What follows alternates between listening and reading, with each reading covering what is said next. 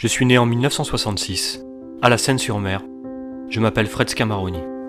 J'ai beaucoup voyagé entre la Corse et le continent pour différentes compagnies. Mon nom changea ensuite.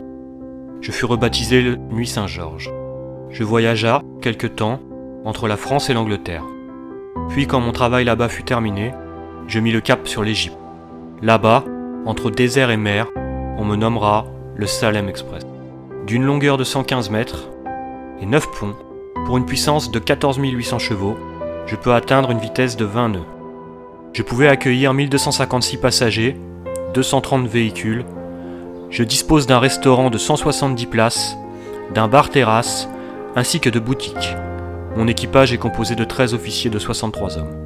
Quand certains naissent sous une bonne étoile, pour d'autres comme moi, l'histoire est plus difficile.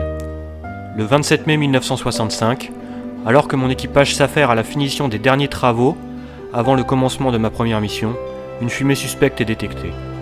C'est un incendie dans la salle des machines. 4 membres de l'équipage cherchant à combattre le feu furent coincés dans l'ascenseur. Ils ne doivent leur salut qu'à un membre du service de sécurité. Puis les pompiers réussirent à vaincre le feu. Le 20 juin 1967, lors d'une mauvaise manœuvre, je percute le quai d'Ajaccio. Le 22 avril 1970, entre Marseille et Bastia, avec 400 passagers à son bord, un incendie se déclare au cours de la traversée. Tandis que l'équipage maîtrise le sinistre, le commandant décide de faire demi-tour pour rentrer sur Marseille par mesure de sécurité. Je serai immobilisé une quinzaine de jours pour les réparations. Le 24 avril 1971, amarré sur tribord au quai de Fango, à Bastia, par fort vent, profitant d'une accalmie, l'ordre est donné vers 22 h de dédoubler les amarres arrière en vue de l'appareillage. Au cours de cette manœuvre, de brusques rafales prennent naissance.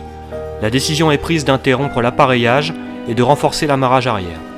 C'est avant cette opération que l'amarre de bout arrière casse brusquement et, fouettant, atteint un premier maître d'équipage à la face, le projetant brusquement contre le parc à haussière.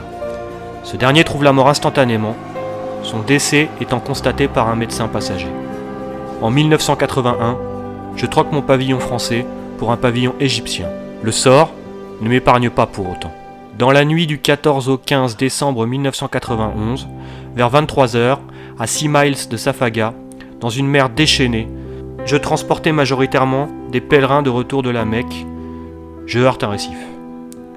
Le capitaine lance le premier SOS alors que le car-ferry éventré commence à sombrer. Un navire qui se trouvait dans les parages apporte aussitôt son aide.